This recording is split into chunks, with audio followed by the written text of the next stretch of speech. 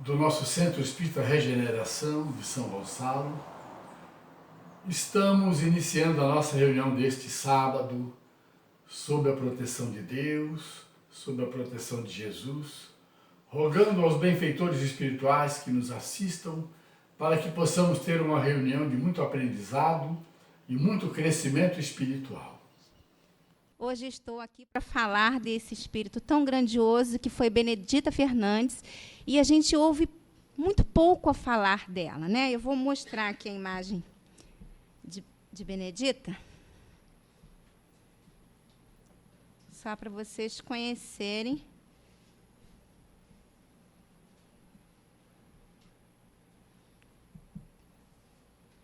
Vocês já a conheciam?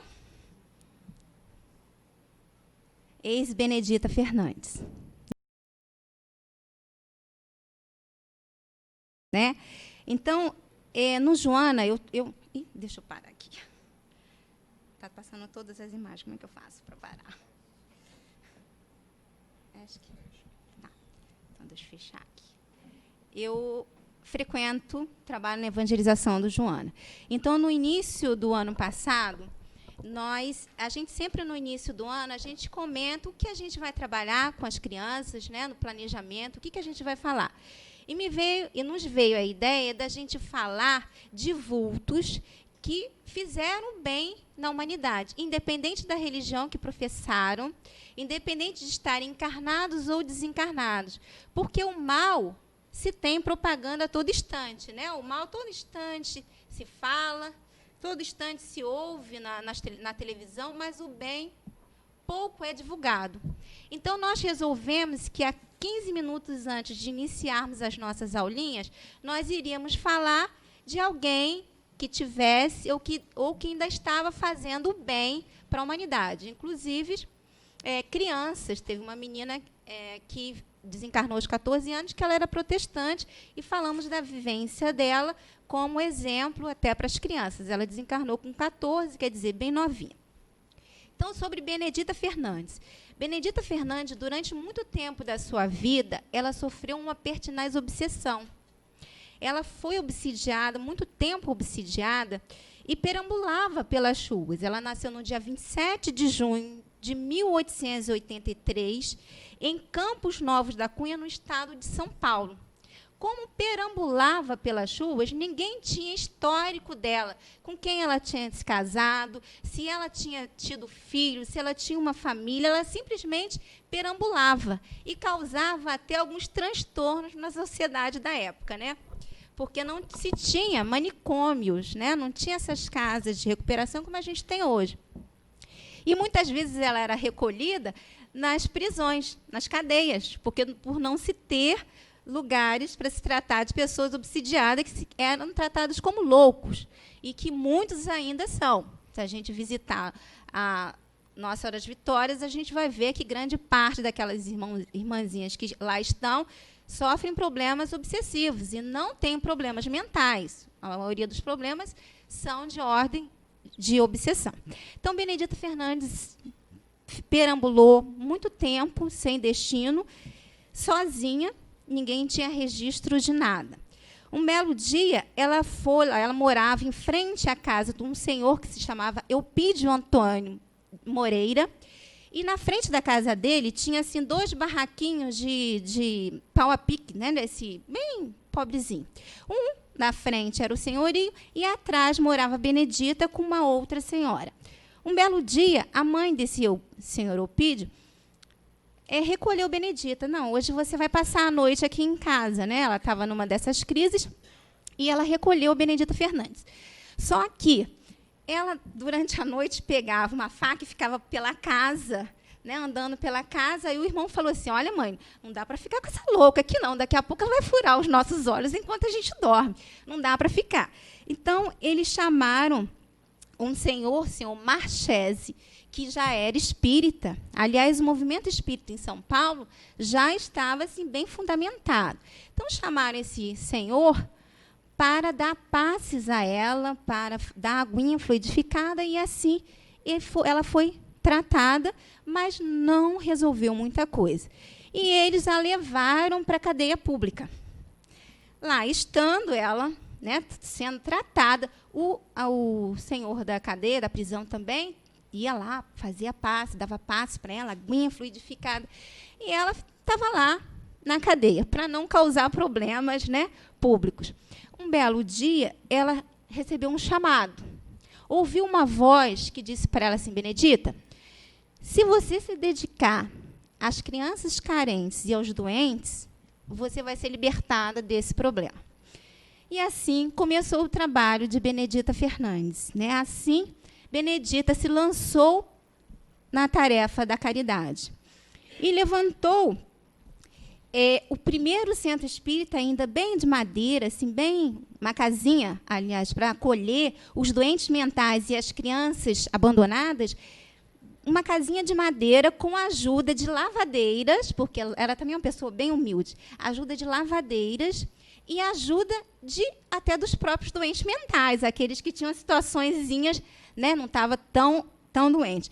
E assim ela iniciou as suas obras fundando a Associação das Senhoras Cristãs em 6 de março de 1932. Daí ela já tinha 49 anos de idade. Você vê quanto tempo ela sofreu de obsessão, né, e estava presa àquele problema. E aí, nesse momento, ela começou a trabalhar. Aos 49 anos, ela ergueu a Associação das Senhoras Cristãs na sede do Centro Espírita Paz, Amor e Caridade, já no bairro de Santana, em Araçatuba. Ela já não estava mais em Penápolis, que era uma cidade de São Paulo, já estava em Araçatuba, no bairro de Santana. O que é isso?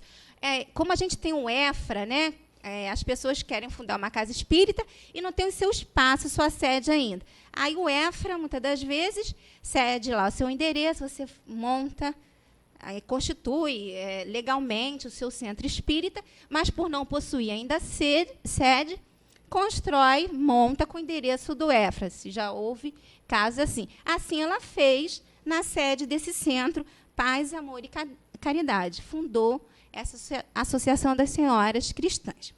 Bom, só que ela inaugurou a sua sede própria, em 1 de novembro de 1933.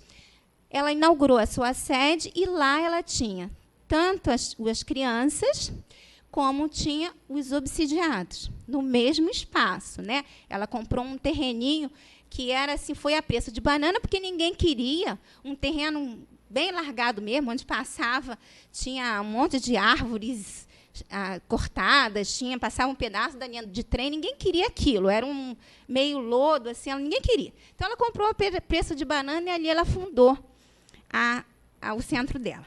Só que, por uma questão judicial, né, eles falaram assim, olha, a senhora não pode manter junto as crianças e os obsidiados, né, os doentes. Você tem que separar. E, assim, ela separou as crianças, fundando a Casa da Criança e o Asilo Dr. Jaime de Oliveira. Fundou-se 2 associações separadas, né? Duas casas separadas, era no comecinho da rua, tudo na mesma rua, mas separadinhos.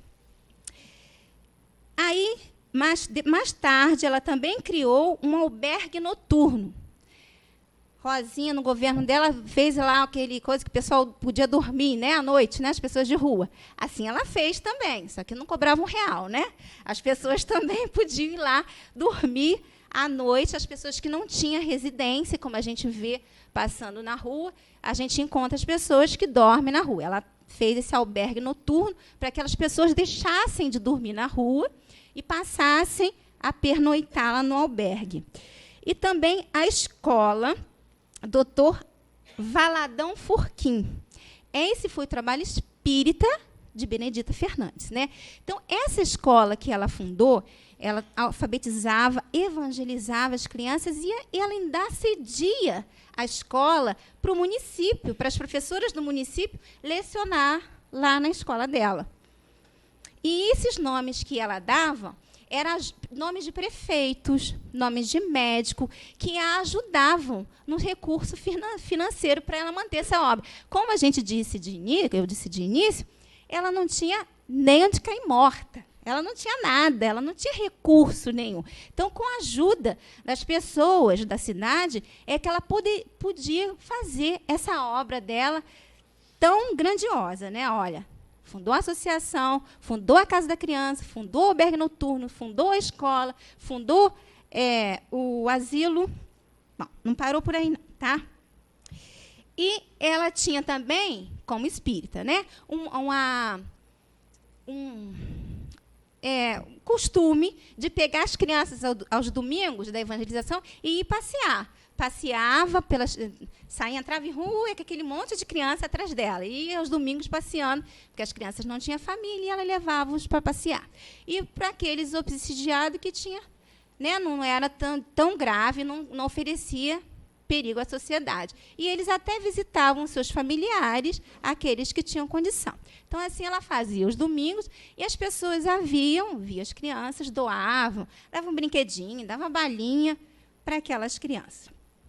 E também o Caibar Schutel, que a gente conhece, aí tem livro dele, tem o Clarim, que ele fundou, ele começou a fazer publicações do trabalho de Benedita, tornando-se conhecida, principalmente em São Paulo, na cidade de Araçatuba. Principalmente, mas o Brasil passou a conhecer Benedita, que eu vou relatar já já.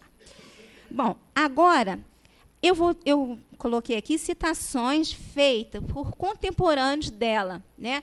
Pessoas que viveram com ela naquela época e fizeram citações do livrinho que eu comprei a respeito dela sobre Benedita.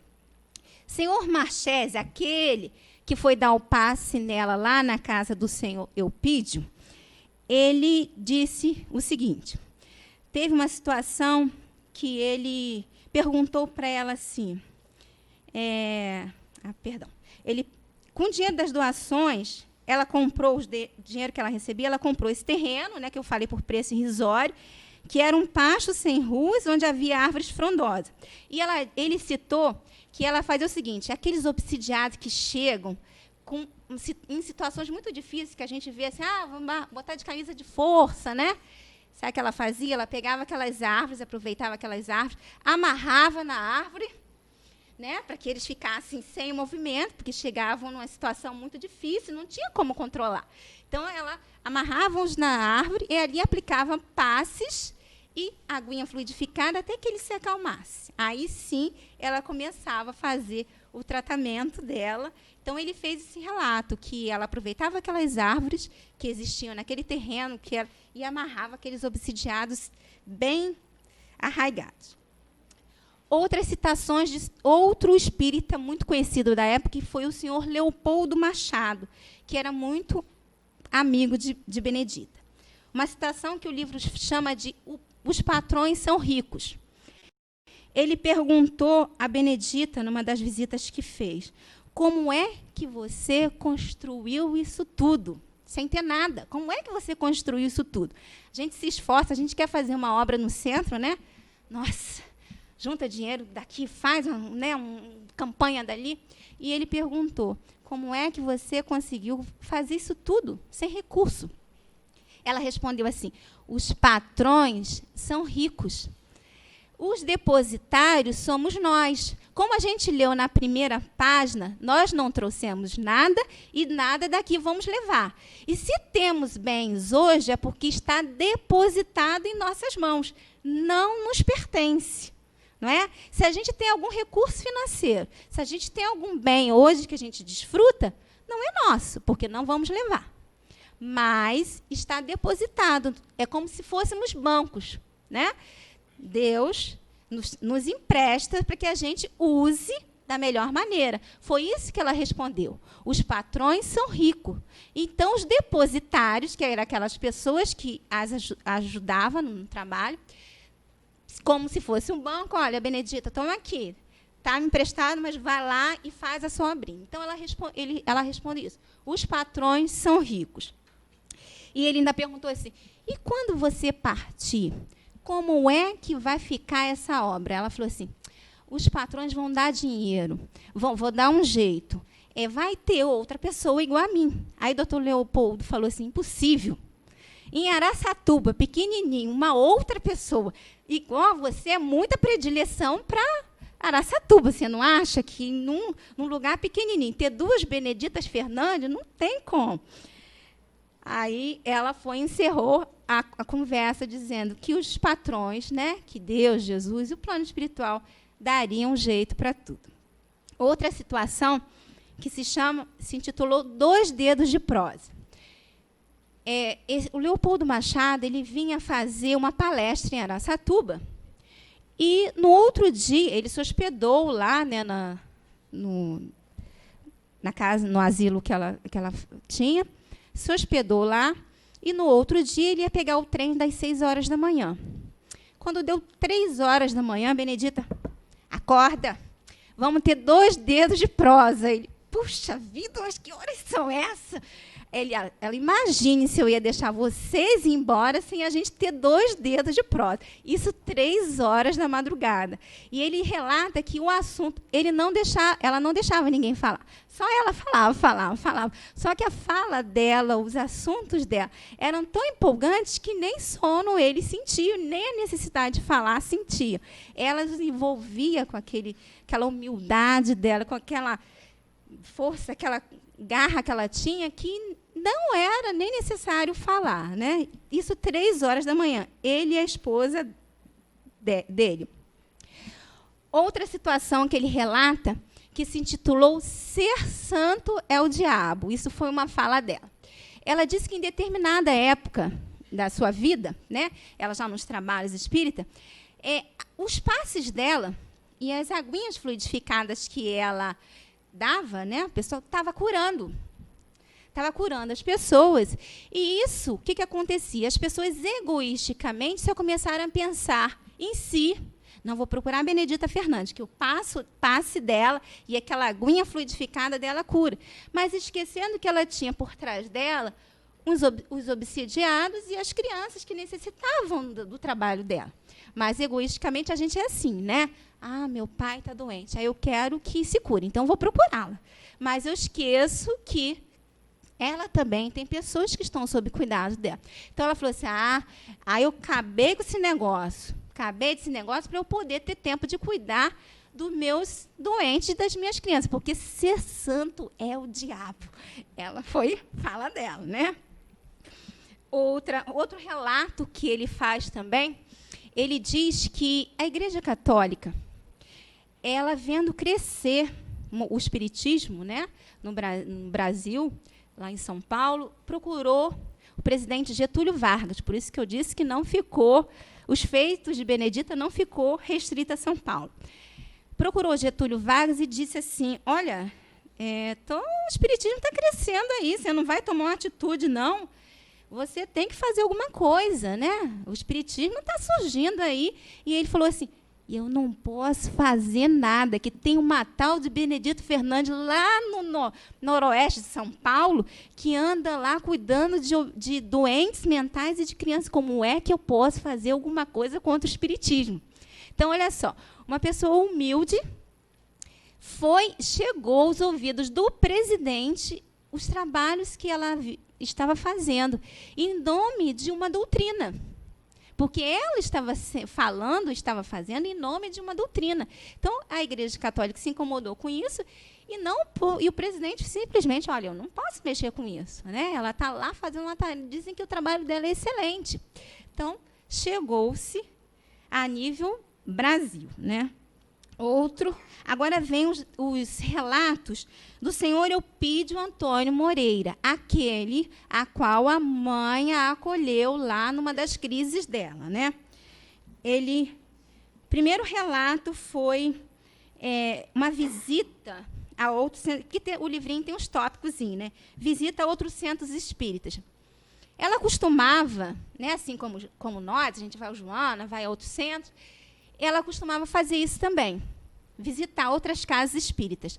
Numa casa que ela foi, o presidente simplesmente pegava assim, os médios em torno, abria a palestra, né, e pegava uns médios assim, em torno, e um médium se comunicava, o espírito se comunicava, o médium, depois outro, todos comunicavam, o espírito se comunicava através de todos os médios que estavam ali.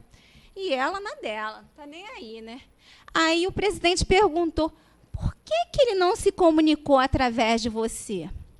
Ela disse assim, deve ser porque eu sou visita, ele está me estranhando. Então, nessa brincadeira que ela fez, ela quis mostrar uma atitude antidoutrinária. Por quê? Não é comum. É comum aqui a gente ver numa palestra pública manifestação espírita? Não. Primeiro a gente estuda, depois tem as nossas reuniões mediúnicas, as nossas reuniões de desobsessão, porque não existe essa coisa de espírita se comunicando aqui, até porque não faz menor sentido, né? Aqui a gente está para ouvir a mensagem do Evangelho, a página, não tem nada que espírita se comunicar aqui. Então, ela falou assim dessa maneira, em tom de brincadeira, deve ser porque eu sou visita, ele deve estar me estranhando. Mas ela quis criticar aquela maneira de se fazer. Aquilo não está escrito nos nossos livros espíritas. Kardec, em momento nenhum, falou que deveria ser assim, né? Outro relato foi uma doação. Era assim, fingi que acreditei. Tinha um senhor Valdomiro, que ele era representante de uma empresa no Rio de Janeiro. E ela passava por momentos de dificuldade, não tinha nem o que comer, nem ela, nem as crianças, nem os doentes. E esse chegou aos ouvidos desse senhor Valdomiro. Aí ele chegou e falou para ela assim, Benedita, 500 mil réis, eu acho que na época, não, toma aqui esse dinheiro que a minha empresa que eu represento mandou doar. E ela falou assim, eu fingi que acreditei, eu bem sei que o dinheiro era dele, mas tudo bem, corri para o mercado e comprei tudo que eu precisava. Então, ela disse que sabia muito bem que aquele recurso havia vindo do próprio Valdomiro, foi ninguém que havia dado aquele dinheiro, ele próprio, só que ele não quis dizer isso. Aí ela disse, tudo bem, eu finjo que acredito. E ele também fez um relato, esse senhor Eupídio, das vésperas do desencarne dela. Ele teve vontade de visitá-la. Sentiu assim, repentinamente sentiu uma vontade de visitá-la e foi até ela lá. Chegou lá, ela mostrou todo o sanatório, a casa da criança, mostrou todos os espaços para ele, que tudo tinha aquela tela de mosquitinho, tudo era perfeito. Aí ele falou assim, mas eu já conheço, eu vim aqui que eu estava com saudade da senhora. Aí ela falou assim, não, eu vou te mostrar, vou te fazer uma surpresa. Estava chovendo, era uma chuva muito intensa naquele dia. Abriu um quarto, tudo bem arrumadinho, e falou assim, olha, você vai pernoitar essa noite aqui. Ele, de jeito nenhum. Eu já perdi um dia de trabalho, passei o dia inteiro aqui com a senhora. Se eu dormir aqui, vai ser mais um dia, né? Porque tudo era difícil, era trem, demorar. Não posso. Nesse momento, ela o abraçou e começou a chorar. Aí ele falou assim, puxa, mas por que você está chorando? Todo dia você me leva perto da estação, mas por que você está chorando? Não sei te explicar. Porque já era véspera do desencarne dela e ela sentia que o momento estava chegando, né? E ele contou esse fato. Agora, relato do senhor Tomás Novelino. Ele diz que ela foi, e ele também, a uma conferência de doentes mentais, que é como um curso, né? A gente não faz um curso de passes, né? Não faz curso. E ela foi, e ele também, porque eles tinham essa tarefa com doentes mentais. Aí foi na conferência. Chegando lá, estava muito na moda de dizer que os doentes mentais eles podiam trabalhar com a mediunidade. E ela cochichou no ouvido dele assim, em vez de desenvolvidos, eles vão acabar envolvidos. Por quê? Porque a gente sabe muito bem que a mediunidade neles, assim como ela era portadora, ainda está muito desajustada. Para a gente trabalhar mediunicamente, a gente precisa ajustar. Muitas das vezes, as pessoas vêm aqui, né, procura o espiritismo, diz assim, mas eu tenho que trabalhar, porque eu tenho mediunidade, eu preciso trabalhar. Eu não vim aqui para escutar a palestra, eu vim aqui para trabalhar.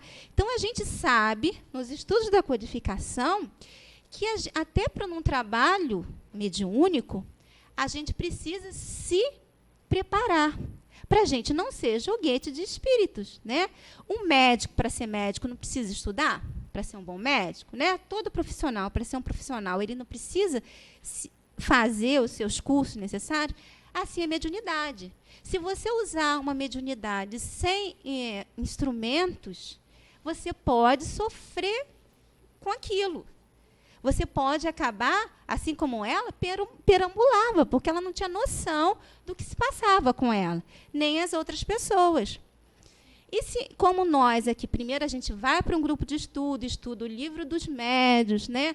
Como é que um médium ele se comporta, como é que ele tem que tomar cuidado, como é que a gente não pode estar invocando. Então, ela cochichou no ouvido dele. Em vez de desenvolvidos, eles vão acabar envolvidos. Por quê? Eles iam simplesmente absorver, porque não tem noção daquilo que estava se passando. Tamanha era a condição que ela já tinha de entendimento, né, do espiritismo. E assim, ela desencarnou, né, no dia 9 de novembro, e veio o reconhecimento da sua obra após o desencarne dela. O enterro foi um dos mais concorridos de Araçatuba. Muita gente queria assistir o enterro de Dona Benedita, né? O asilo que ela fundou, que se chamava Jaime, passou a se chamar Sanatório Benedita Fernandes. A rua onde ela iniciou os seus trabalhos, que fundou a Casa da Criança e o sanatório, também recebeu o seu nome. E assim vem notícias que vieram após o seu desencarne. No seu centenário, lá em Araçatuba, foi convidado o Chico, Divaldo e outros para se falar de Benedita Fernandes, né? E teve uma psicografia de Chico Xavier, no dia 27 de junho de 1983, que se intitulava Num Domingo de Calor, que foi o seguinte. Ela foi convidada para uma senhoras de caridade, para uma reunião de senhoras de caridade, que faziam caridade, e ela chegou lá, era um calor medonho, ela chegou com um mantô. E ali ela estava com aquele mantô, e as mulheres, uma olhava para a outra e falava assim, de tanto conviver com o louco, acabou ficando maluca. Outra falou assim, é pura vaidade, olha, como é que pode um calor desse, ela com um mantô nesse tamanho. A outra falou assim, meu Deus do céu, está perdida mesmo, não tem mais jeito. Então, e ela participando da conferência, dando as opiniões, ao ponto que ela já estava pingando de suor, aquilo já estava incomodando as pessoas, de tanto que ela suava, e a senhora, a presidente, falou assim, você não quer retirar esse mantô? Aí ela tirou o mantô, e todo o público percebeu que ela só estava com aquilo porque o vestidinho, ela só usava vestidinho de chita, estava todo cirzidinho, né? Então, ela ficou com vergonha, não tinha outra roupa, né? Botou aquilo para esconder o cirzido e lá se foi. E as pessoas falando N coisas e ela simplesmente estava querendo esconder aqueles rasgadinhos que tinha no vestido dela, que foram costurados, né? Foi um relato de uma psicografia do Chico Xavier. Outro relato foi de Ana Guimarães.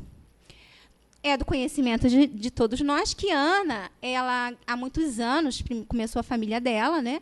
E depois ela e o marido dela, Geraldo, recepcionava o Divaldo, né, nas vindas dele aqui no Rio. Então, era uma dessas vindas do Divaldo aqui no Rio, e ela disse que o senhor Ricieri estava hospedado numa casa de um médico, Dr. Perry, cancerologista, porque ele veio para o Rio se tratar de um câncer de pulmão, esse Dr. Ricieri, o senhor Ricieri. Aí, a Ana o convidou, falou assim, vamos ao chá na casa de Dona Irene, porque o Divaldo vai estar lá. E ele pode dar-se umas palavrinhas, né, de conforto, porque ele já estava em fase quase que terminal da doença dele, que era o câncer no pulmão.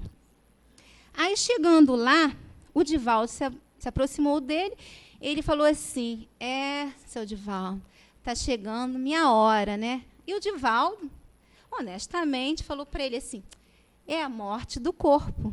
E ele, entristecido, chorou, deixou que umas lágrimas rolassem dos olhos dele. E o Divaldo falou assim, olha, mas tem alguém me falando aqui que está há 35 anos aguardando para te dar um abraço e agradecimento às suas sobras. Ele, alguém, as sobras? De quem o senhor está falando? Ele falou assim, olha, ela é uma negra, assim, bem forte. E ela está relatando aqui, que logo de início, quando ela tinha uma casinha que mal cabiam 10 pessoas e ela tinha 30 crianças, um belo dia, ela não tinha o que comer, nem as crianças. E ela falou para as crianças assim, ó, fica ali na frente, que Jesus vai mandar alguém para dar o que comer. Jesus vai trazer o que comer para a gente. E o senhor Ricieres era tripeiro, vendia tripas, né? E parou lá e falou assim, crianças, cadê sua mãe? O que vocês estão fazendo aí? Ele falou assim, a gente está aqui esperando Jesus, que mamãe falou que ele ia nos trazer o que comer. Aí ele falou assim, chama tua mãe lá. E dona Benedita já estava escutando o papo que rolava lá no portão, né? E ele falou assim, olha, eu vou dar as sobras. Aí começou a dar as sobras, né, do que ele vendia, o que sobrava, ele ia lá, dava para as crianças. E ela falou assim, eu sei. Aí ele, mas era apenas... Ele falou para o Divaldo, mas era apenas sobras. Aí o Divaldo falou assim, ela está dizendo que o senhor saía todos os dias de casa torcendo que sobrassem para que o senhor desse às crianças. Então, ela estava reconhecendo que ele já saía para trabalhar pensando em não vender tudo, sobrar, para poder ir lá entregar. Ela falou assim, e ela não conseguiu te agradecer. Está aguardando o seu retorno ao plano espiritual para que ela possa te dar aquele abraço que o senhor merece. Ele falou assim, é porque eu queria terminar o encanamento, eu estou fazendo a parte hidráulica do Lar dos Meninos, lá em Araçatuba.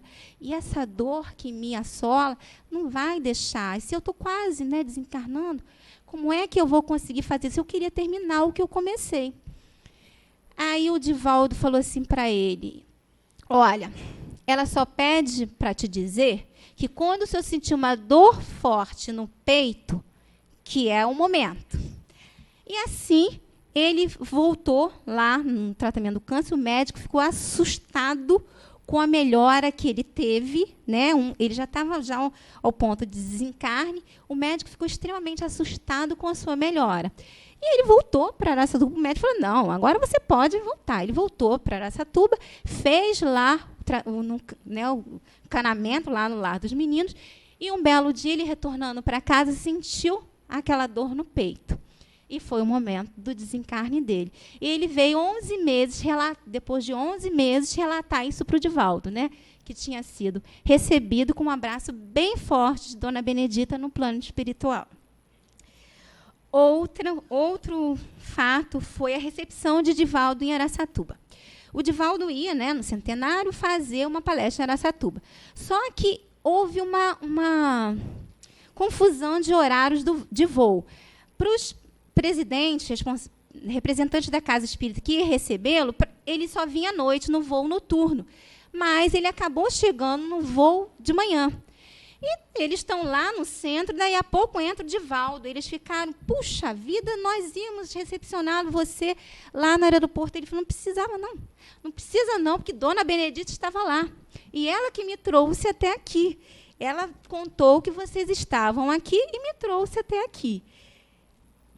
Outra revelação que ela fez a Divaldo, né, porque Divaldo, como médium que é, ele o tempo inteiro trava conversações com o espírito. Né? Ela revelou que um dia ela estava passando e sentiu assim, uns urubus posando no meio de um mato. E ela já estava assim, um cheirinho meio, né, ruim, e ela chegou até ali e foi observar o que se passava ali. O que tinha ali que os urubus estavam posando ali. Chegou lá, ela viu que havia um mendigo, já em estado de putrefação, e que os urubus estavam já, e ela foi falou assim, não, de jeito nenhum. Todo mundo merece pelo menos 7 palmos. E juntou com outros mendigos e fez um enterro daquele corpo, né? E ela relatou, depois que ela relatou, falou isso para o Divaldo.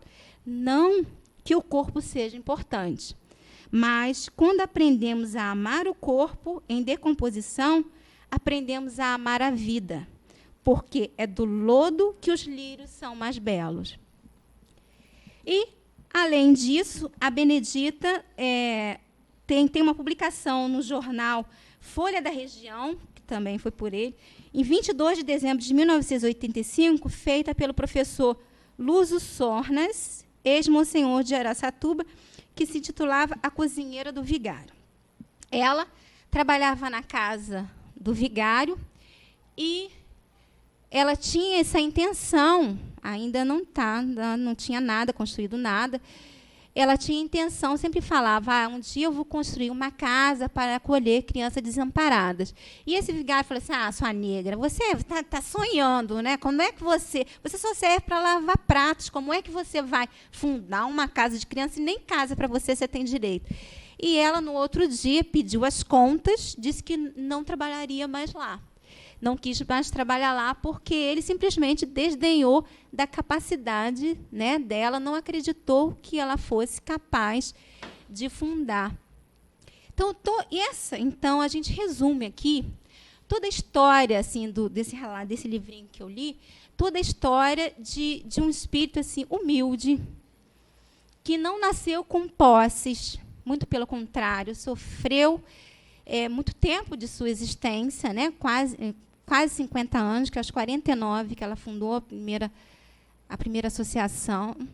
E ela fez o trabalho, morreu aos 64, né? 64 anos, e deixou todo um trabalho lá em São Paulo, essas chuvas, né? A gente pode conhecer lá em São Paulo esse trabalho dela. E ainda hoje ela está sempre aí dando seus recadinhos. Aí a gente vê a importância da gente estar aqui. Né? Às vezes, a gente acha empecilho em tudo. Tudo é empecilho. Poxa, mais empecilho que ela tinha, não tinha recurso financeiro, não tinha teve um relato de um senhor, que eu não lembro o nome dele agora, que ele falou assim, era uma preta, se fosse hoje, ele seria processado por preconceito. Mas ele diz assim, era uma preta, velha, feia, com um dente só na frente, mas que tinha uma alma mais branca do que qualquer branco que a gente possa conhecer. Então, a única coisa que ela tinha era vontade de fazer, né? E ela usou essa vontade de fazer e foi à luta. Só bastava estar encarnada. Então, para a gente, não desistir do que a gente pensa, porque a gente eu não posso fazer isso, eu não posso ajudar aquilo, eu não tenho recurso para isso. Não, Benedita mostrou que a gente não precisa, a gente só precisa do amor. A gente só precisa da vontade de fazer. Porque do resto, os patrões são ricos, né? Eles vão nos ajudar a fazer. Então, aqui no pendrive, eu tenho umas fotozinhas, que já passou assim, meio que corrida, do trabalho aqui da casa, do sanatório, né, lá que ela... Deixa eu aumentar um pouquinho. Como é hoje, né? Porque de início era de madeira, foi feito bem... Aqui, ó, a área de lazer, onde os doentes podiam jogar uma sinuquinha, jogar um ping. Aqui são umas doentezinhas, tá vendo? O rostinho delas, assim, bem... Um lugarzinho onde elas podiam ficar pegando uma fresquinha, lá no sanatório. As salinhas e o centro, onde fazem as reuniões. Aqui, quando mudou o nome já, Hospital Benedita Fernandes. Recepção. Lá. Refeitório. Olha só que capricho, né? E aqui está vendo um pouco das obsidiadas, tá vendo? Olha só essazinha de bem carequinha e Benedita Fernandes, né? uma pessoa assim bem simples, aquela no meio da diretoria, né, que fundou a casa, ela no meio da diretoria. E aí o rostinho dela, de novo, né, menor. Bom, terminou. Bom, gente, é isso. Uma das histórias, assim, eu gosto muito de histórias que muda. Quem falou? Eu também. A criança é corajosa, né? É que onde as pessoas, assim, de um momento para o outro, ela, assim como Paulo, né, da leitura que a gente fez inicial, Paulo, de grande perseguidor, ele sofreu todas as consequências para espalhar o evangelho da mesma encarnação. Ele não precisou de uma outra encarnação para fazer isso. Na mesma encarnação. Então, a gente tem que confiar naquilo que a gente é capaz de fazer. Ah, mas eu ainda tenho muitos defeitos. Tenho, mas eu só vou superar os meus defeitos quando eu partir para a luta, né? As minhas imperfeições quando eu partir para a luta. Então, eu não preciso de outra encarnação, é nessa mesma. Benedita Fernandes é prova disso. Sofrendo pertinaz obsessão, onde ninguém acreditava nela, assim como aquele que era o chefe dela lá, ninguém acreditava nela, e ela mostrou. E, com isso, aquele espírito que obsidiava lá era um dos tarefeiros, ajudante dela do plano espiritual no cuidado dos doentes. Porque ele sabia muito bem o jeito de se atrapalhar a coisa, né? Ele começou a ajudá-la do plano espiritual, aquele espírito que a obsidiava. Então, a gente vê assim, que, na mesma encarnação, qualquer um de nós pode sair de uma situação para outra a qualquer momento. Ah, eu sinto muita dor. Não sinto mais, não. Agora em diante, eu vou ao médico dizer que é uma pomadinha boa para isso e vou à luta. Então, é assim que a gente tem que acreditar, que enquanto a gente está aqui, é oportunidade. Não vamos deixar para depois, para a gente renascer mais novinho, renascer com mais recursos. Não. Vamos da agora em diante, né? Então, a Benedita é um exemplo disso.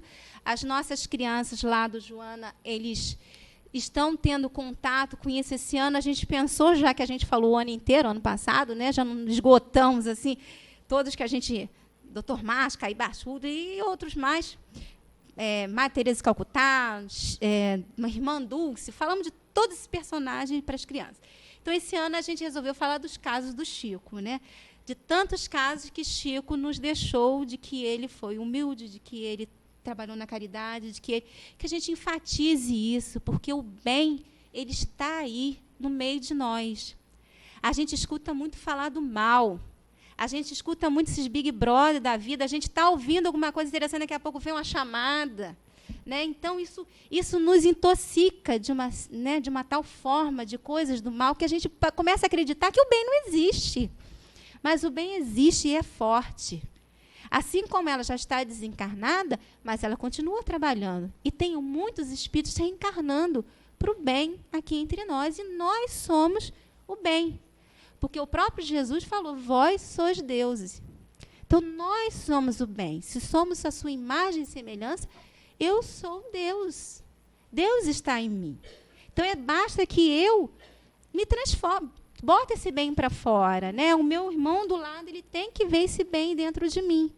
Momentos de chateação são naturais. Né? Na primeira leitura se falou, só que a gente não se deixar impregnar por isso.